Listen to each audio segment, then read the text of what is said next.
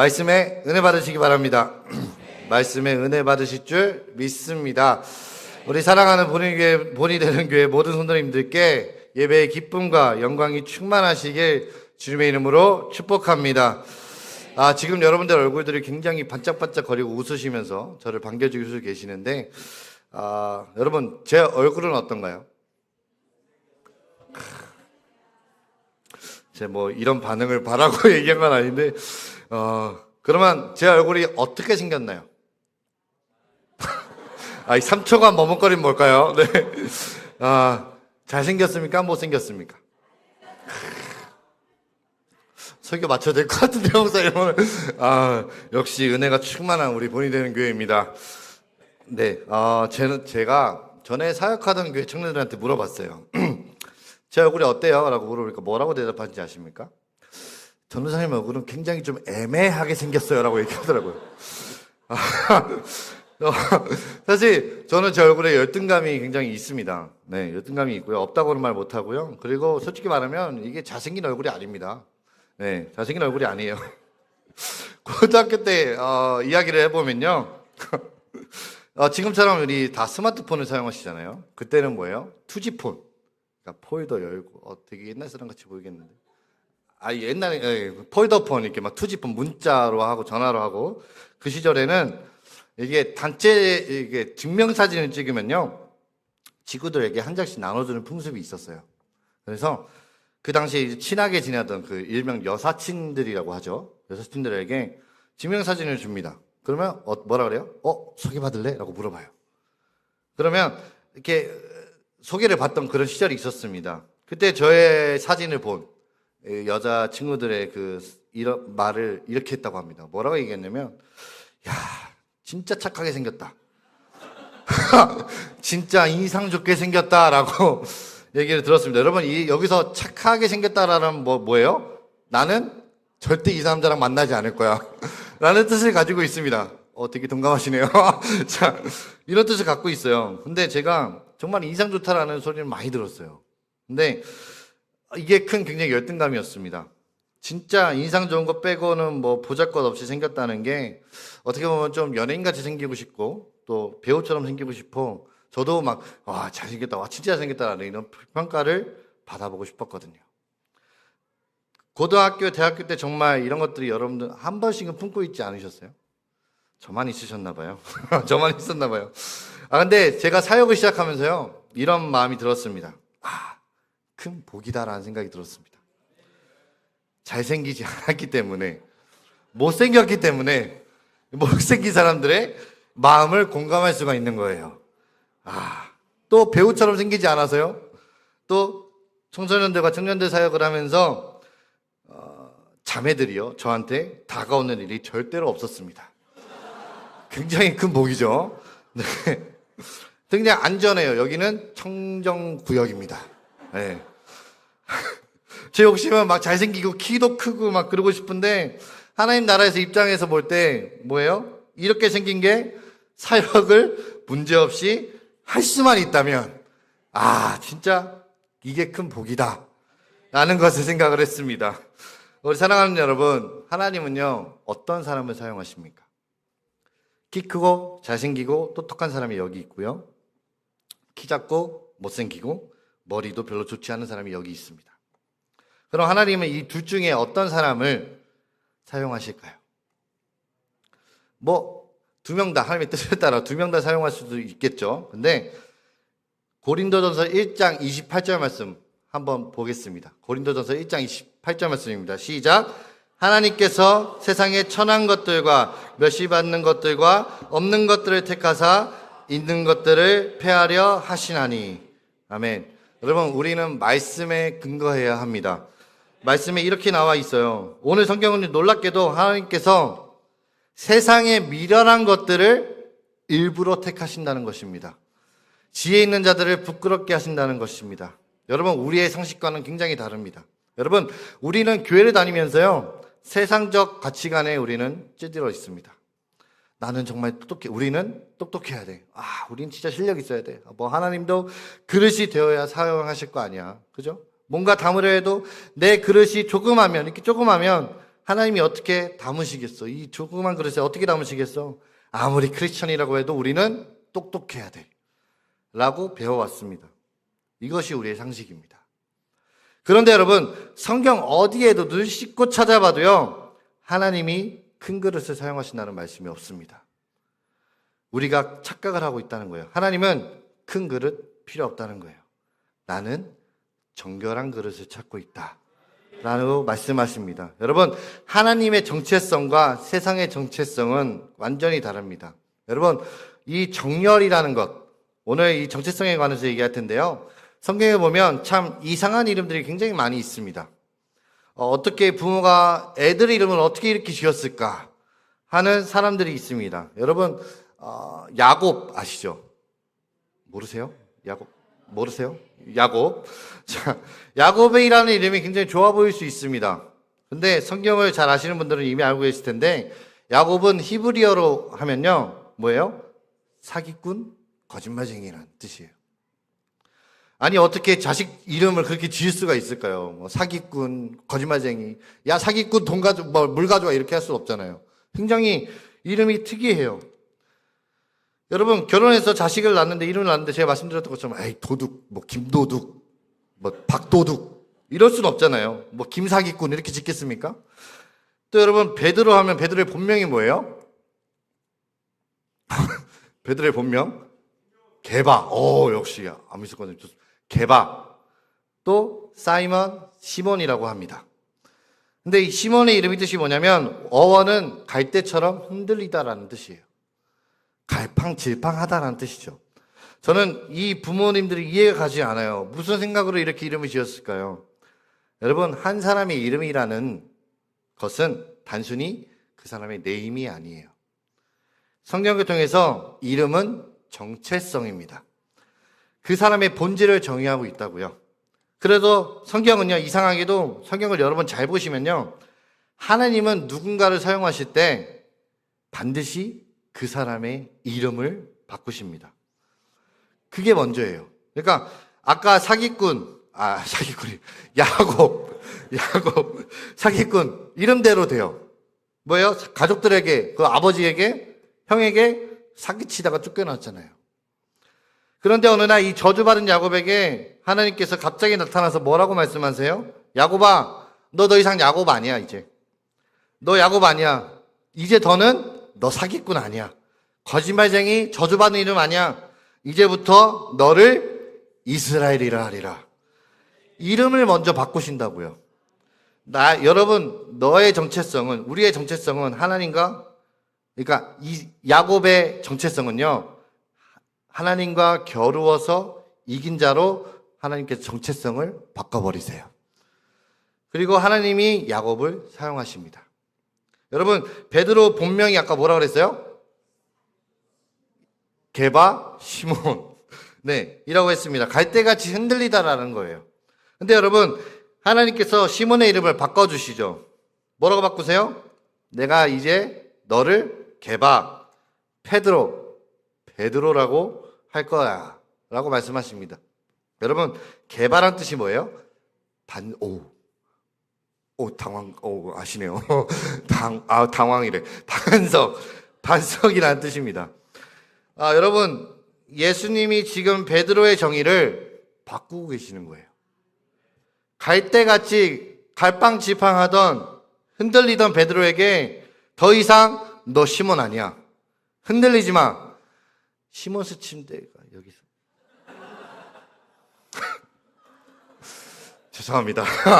갑자기 그런 기름이 떠올랐어요. 네. 주님이 그렇게 정의를 바꾸신다고요. 반석으로 바꾸시고요. 그 반석에 하나님의 교회를 세우십니다. 사랑하는 여러분, 성경은 반드시 다시 한번 오늘 하나님이 여러분에게 정말 임재하시고 예배 시간을 통해 은혜 받는다는 것은 단순한 감정과 눈물이 아니라 뜨겁게 기도하는 것에서 멈추는 것이 아니라 나의 실질적인 정체성이 바뀔 수 있어야 한다는 것입니다. 한 번은 제가 페이스북에서 재밌는 글을 봤습니다. 여러분, 한림대학교라고 아시나요? 한림대학교.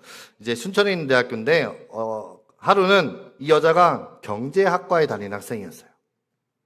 남자친구가 한림대 의대생이었습니다. 그래서 둘이서 데이트를 하다가 갑자기 비가 쏟아지는 거예요. 그래서 여자애가 우리 집에 라면 먹으러 갈래라고 한 거예요. 이상하게 생각하지 마시고. 비가 오는데, 그래서 갔습니다. 집에 갔어요. 근데 집에 부모님이 안 계세요. 부모님은 여행 가신다고 말을 해놓고 부모님은 떠나셨기 때문에 딸이 남자친구를 집에 데려온 겁니다. 근데 갑자기 번호키가 눌리는 소리가 들려요. 부모님이 들어오시는 거예요. 이 여자는 어떻게 해요? 당황스럽죠. 부모님도 당황스럽습니다. 그래서 부모님이 들어오셨는데 자기 딸이랑 처음 보는 남자랑 같이 있는 거예요. 자, 딸을 가지신 아버님들 어떠십니까? 평안하신가 봐요. 평안하신가 봐요. 자, 눈이 뒤집어집니다. 어우, 이 자식. 이 말이 써도 돼. 이놈, 이거 어디서 났냐고, 이거 어디서 나온 일이냐고, 너 누구야, 누구야, 이러는데, 그 딸이 한마디를 하게 됩니다. 뭐라고 할까요? 아빠, 걔 의대생이야.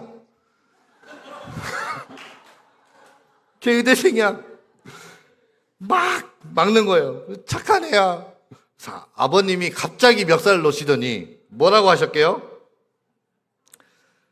뭐라고 하셨게요? 아버지가 멱살을 내려놓고 그 자리에 갑자기 앉으십니다. 그래서 분위기가 바뀌어요. 그래서 옆에서 심하게 째려보던 그 어머니들 있잖아요. 아우, 내가 저럴 줄 알았어, 이럴 줄 알았어 하시던 어머니가 뭐라고 하셨냐면, 어머, 내 정신 좀 봐. 우리 손님이 왔는데 내가 이러고 있었네 하면서 주방으로 들어가시는 겁니다.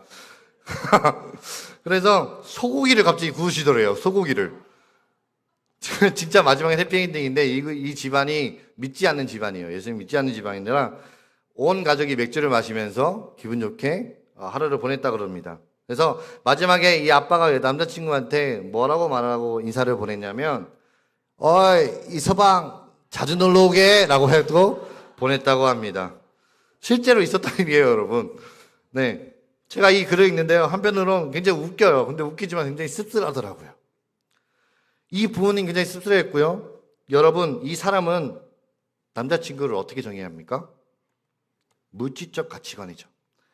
세상의 가치관이에요. 여러분, 한림대 학생이면요, 도둑놈이 되고, 한림대 의대생이면 이서방이 되는 세상입니다. 여러분, 이거 아시죠? 이게 현실입니다. 여러분, 이 말씀을 드린 이유가 뭐냐면, 정체성의 문제를 다시 한번 생각해 보자는 것입니다. 여러분, 정체성. 아까 오전에 목사님 영어 안 쓰셨는데 저는 영어 한번 쓸게요. 정체성. Holy Arrangement.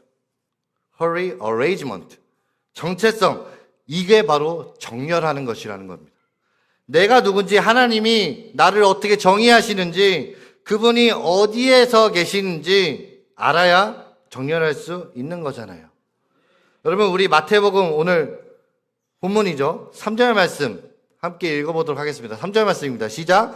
시험하는 자가 예수께 나와서 이르되, 네가 만일 하나님의 아들이거든 명하여 이 돌들로 떡덩이가 되게 하라. 아멘. 여러분, 지금 사탄이라는 놈이 예수님께 나와서 이렇게 말을 하고 있죠. 예수, 네가 만약에 하나님의 아들이거든 뭐예요? 이 돌들을 떡덩이로 만들어봐 라고 하는 거예요. 여러분, 성경을 여러분 자세히 읽어보시면 아주 교묘한 함정이 숨어 있습니다. 여러분, 사탄은요 굉장히 교묘해요. 대놓고 이렇게 막 소름 돋고 막 이게 아니라 점점 생각만 하면 할수록 교묘해요. 이게 얼마나 비열하고 교묘하냐면요, 사탄은 지금 이렇게 얘기하고 있는 거예요. 예수, 네가 만약 하나님의 아들이라면, 조건이죠.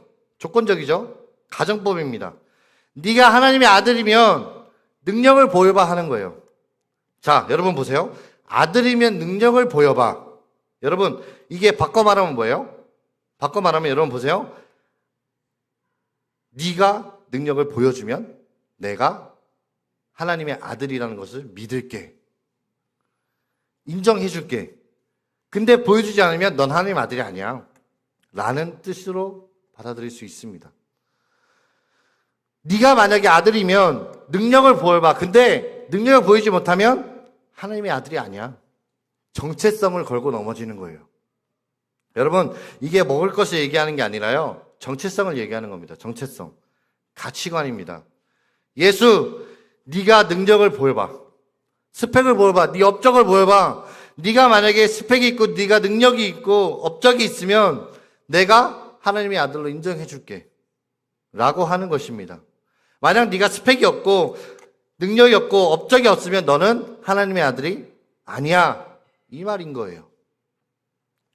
사탄은 지금도 그때도 마찬가지로 지금도 마찬가지로 네 능력을 보여봐. 그러면 내가 인정해 줄게라는 거예요. 정체성입니다. 여러분, 아니 감히 사탄 따위가 하나님의 아들인지 아닌지를 지가 왜 감정을 합니까? 판단을 합니까? 자기가 뭔데 예수님을 인정한다 안 한다는 거예요. 여러분, 똑같은 겁니다. 이 말씀을 그대로 우리의 삶에 여러분 가져오시면요, 사탄이 자기가 뭔데 감히 하나님의 자녀인 여러분의 가치를 자기가 뭔데 평가하냐고요. 여러분, 세상에 인정받는 것 아니에요. 여러분의 가치는 하나님께 인정받는 것입니다. 우리 다 물들어 버린 거예요. 우리가 물들어 버린 거죠. 예수님께서 그때 뭐라고 말씀하셨는지 아세요, 여러분? 아주 정말 멋진 말씀을 딱 한마디 하셨습니다. 사탄을 통해 사탄이 지금 돌을 떡으로 만들어라 라고 그랬어요. 그랬더니 예수님이 뭐라고 말씀하세요? 사람이 떡으로만 살 것이 아니요 살아계신 하나님의 말씀으로 살 것이다. 여러분, 이게 여기에 우리가 여기까지만 알고 있는데 성경을 여러분 자세히 보시면 직전에 너무나 중요한 말씀이 있습니다. 여러분, 성경은요 1.1획도 여러분 떨어지면 안 됩니다. 여러분, 너무 중요해요. 여러분, 4절 말씀 다시 한번 띄워주시겠어요? 4절 말씀에 보시면 우리는 사람이 떡으로만 살 것이 아니요 여기까지만 우리는 보게 돼요. 근데 바로 직전에 예수님께서 엄청난 말씀을 하고 계세요. 뭐라고 말씀하세요? 기록되었으되. 기록되었으되예요. 여러분, 이게 무슨 말이에요? 아까 설명과 연결해서 생각해 보시면 예수님이 지금 사탄에게 뭐라고 말씀하시냐면, 사탄, 너 따위가 나를, 이 세상 따위가 나를 어떻게 정의하든지 나는 상관이 없어. 나 하나님의 아들이야. 왜? 기록되었으되. 말씀에 기록되었으되 말씀이 나를 하나님의 아들로 정의한대요. 그러니까 네가 판단하든 뭐 상관없어 라는 거예요. 여러분, 앞으로 예수님이요 사탄을 3번을 만나게 되는데 만날 때마다 예수님이 성경에 보시면 뭐라고 기록되어 있냐면 기록되었으되, 기록되었으되, 기록되었으되. 여러분, 3번 다 기록되었으되 말씀을 가지고 하나님께서 그 시험을 물리쳐 버리십니다. 사탄 너 따위가 뭐라고 할지라도 말씀을 기록되었으되. 말씀이 나를 정의해. 네가 뭔데? 라는 것입니다. 여러분, 사탄은 오늘날도 우리에게 똑같은 말을 합니다. 너의 능력을 보여봐. 너 어떤 대학 다녀? 너 어떤 회사 다녀? 너의 가치는 어디에 두고 있냐? 너 얼마 갖고 있냐? 돈이 얼마 있냐? 속지 말라는 거예요. 네가 만일 하나님의 아들이면, 하나님의 딸이면 능력을 보여봐. 여러분, 이 말에 속지 말라는 거예요. 여러분, 다시 한번 정렬, holy arraignment, holy arraignment. 그 말씀 앞에 나의 정체성 기록되었으되. 정체성, 정렬을 가져야 한다는 것입니다. 말씀이 우리를 뭐라고 정렬하고 있어요? 말씀은 뭐라고 여러분들을 정의하고 있습니까? 내가 너를 지명하여 불렀나니 너는 내 것이다. 사랑하는 아들아, 너는 내 것이다. 너는 보배롭고 존귀한 자이며 이스라엘 하나님 졸지도 아니하시고 주무시지도 아니하시는 분이 의로운 오른손으로 놓지 않는 존재, 그게 바로 너야 라고 말씀하시는 것입니다. 내가 모태에서부터 너를 창조하였고 내가 물 가운데로 지나야 내가 물이 너를 침몰하지 못하도록 지켜줄 거야. 네가 불 가운데로 지나갈 거야? 걱정하지 마. 내가 불이 너를 사르지 못하도록 내가 너를 지켜줄 거야. 내가 너의 아버지야. 여러분, 이것이 말씀이 정의하는 나라는 사람의 존재와 가치인 것입니다. 여러분, 다시 말씀 앞으로 돌아오시기 바랍니다. 말씀이 우리를 어떻게 정의하신다고요? 말씀이 우리에게 어떻게 말씀하신다고요? 아들아, 딸아, 너는 이 눈에 보이는 이 작은 문제가 말씀의 흐름에 너의 마음 좀 심어줄래. 이게 전부가 아니야. 이 문제에 집중하지 마. 이 말씀에 너의 마음에 좀 심어주라. 너의 마음에 말씀을 좀 심어주라. 너의 마음을 이 거대한 이 말씀에 뿌리 좀 박아줘라. 그러면 네가 어떤 문제가 다가와도 괜찮아. 아들아, 딸아, 내가 너 승리하게 해줄게. 말씀하신다는 것입니다. 여러분, 하나님은 여러분들을 얼마나 존귀하게 여기는지 아십니까? 그리고 여러분, 그 말씀 따라서 정말 하나님께 부르짖어 보셨습니까? 얼마만큼 기대해 보셨습니까? 여러분, 하나님은요, 오늘도 우리에게 말씀하시는 거예요. 뭐를요? 정체성을요. 아들아, 괜찮아. 넌 내 아들이야. 내가 너를 지명하여 불렀나니 딸아, 네 가치가 얼마나 소중한지 십자가를 봐라. 믿어지지 않으면 십자가를 봐라. 네가 얼마나 소중했으면 내가 내 몸을 찢어서 그 고통을 당하기까지 내가 너를 사랑했겠니? 하나님이 이처럼 사랑하셔서, 성경이 그렇습니다. 하나님이 우리를 이처럼 사랑하셔서 독생자를 찢으셨어요. 예수 그리스도의 십자가로 증명이 됐습니다. 우리가 아직 죄인 되었을 때에 그리스도께서 우리를 위하여 십자가를 지심으로 우리를 향한 자기의 사랑을 확증하셨다고요. 여러분, 그 말씀이 정의하는 나를 향하여서 한 걸음씩 걸어가는 세상에 그 세상의 소리를 너무 많이 듣지 마십시오. 이제 주님의 말씀을 들으십시오. 드려지는 예배를 통해서 새롭게 결단하고 계속해서 말씀에 담으십시오. 내 마음을 계속 담아야 하는 거예요. 여러분, 우리 스스로 초라하게 여겨지고 또 세상적 가치관으로 내가 으쓱하고 있는 여러분들 계십니까? 주님 앞에 납작 엎드려야 합니다. 엎드려야 합니다. 말씀을 마무리하겠습니다. 여러분, 이야기 하나 하고 마칠게요. 참 감동스러운 이야기를 들었습니다. 여러분 다 아시는 배일 텐데 타이타닉 여러분 아시죠?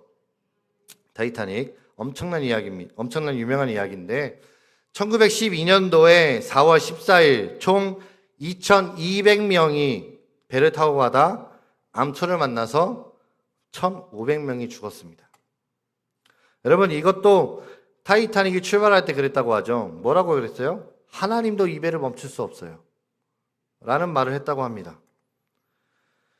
그런데 암초를 만나서요 1,500명이 죽었고 700명이 남았고 다 죽었어요. 그런데 이상하게도 이 배를 연구하던 가운데 배를 탔던 사람들의 생존율이 이상한 거예요. 여러분 생각해봐요. 배가 부서졌어요. 반동강이 났다고요.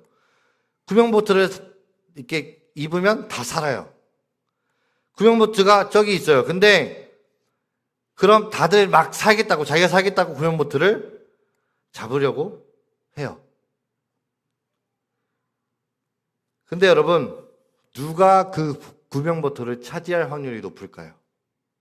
누가 차지할 확률이 높을까요? 남자들이 차지할 확률이 높습니다. 왜냐요? 여자들보다 비교적 힘이 더 세기 때문에. 그러면 생존 확률을 보면 남자가 더 많이 살아야 되잖아요. 그죠? 근데 통계가 이상한 거예요. 여자 생존율이 74%가 됐다 그럽니다. 거의 다 여자들이 산 거예요. 비해서 남자들은 몇 명이 사냐면 남자는 20%밖에 안 살았다 그럽니다. 여자가 70% 살고 남자가 20% 살아남았대요. 근데 여러분 통계가 이상하잖아요. 힘센 남자들이 빨리 달려가서 구명보트를 타고 남자가 70% 살았다. 이해가 돼요. 근데 상식적으로 반대로 남자들이 다 죽고 20%만 살았다는 거죠. 어떻게 이럴 수가 있을까 찾아보니까요. 자료에 이런 글이 있습니다. 배가 침몰하고 나서 모두가 죽게 됐을 때 영국 남자들이 아비규환이 돼서 막 구명보트를 향해 달려가고 있는데 그 타이타닉 배에 선장이 이렇게 외쳤다고 합니다. 영국 남자들이여 영국인답게 행동해라. 연약한 여자들과 어린 아이들에게 생명을 양보해라. 끝까지 배려해라. 이 말을 들은 영국 남자들은요, 연약한 어린 아이들과 여자들에게 구명보트를 양보했다고 합니다. 실제로 80% 남자가 다 죽어요. 저는 이 얘기 듣는데 좀 감동을 받았습니다.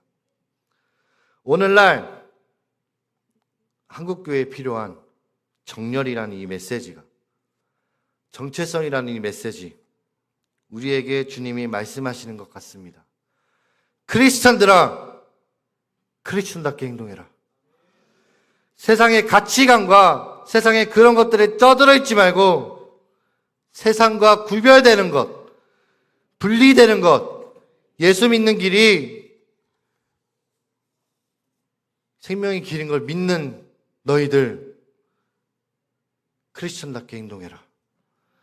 이 선지자적인 외침이 우리 원로 목사님과 우리 담임 목사님으로부터 나오는 입술의 말씀만이 아니라 우리의 삶으로 드러나야 되지 않겠습니까?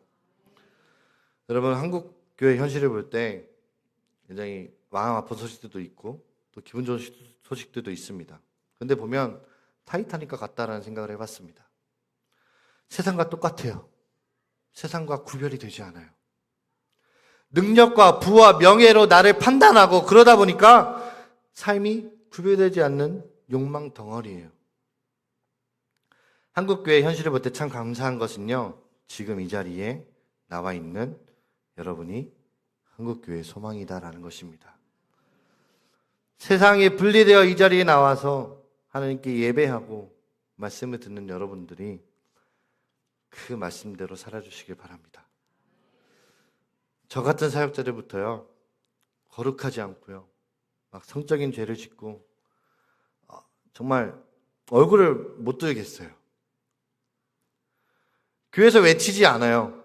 심리학적으로 위로하기만 하지 그리스도인답게 살아보라고, 그리스도인답게 살라고, 그리스도의 정체성을 가지라는 메시지를 저 같은 사역자부터 외치지 못하고 있습니다. 근데 교회가 무슨 자격으로 세상에 거룩하지라고 할 수 있겠습니까? 제가 말씀을 준비하면서 이렇게 기도했습니다. 하나님, 저부터 그런 상황에서 부끄럽지 않은 사역자 되게 해달라고.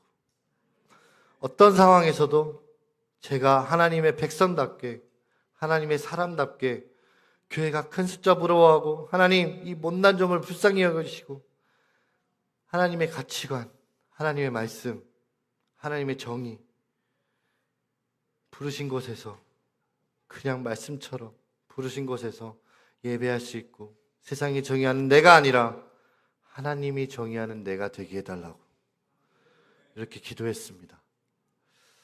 사랑하는 우리 본이 되는 게 성도 여러분, 주님 앞에 크리스천답게 사시길 주님의 이름으로 축복합니다.